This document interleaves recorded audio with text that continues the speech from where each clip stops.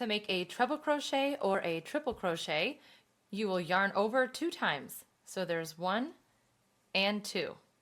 Then you will go into the next stitch,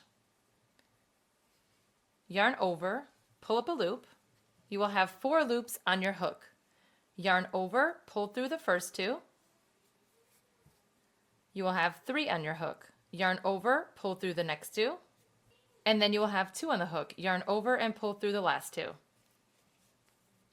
So again, to do a treble crochet, yarn over 2 times, go into the next stitch, yarn over and pull up a loop. You will have 4 on your hook, yarn over, pull through the first 2, yarn over, pull through the next 2, yarn over and pull through the last 2.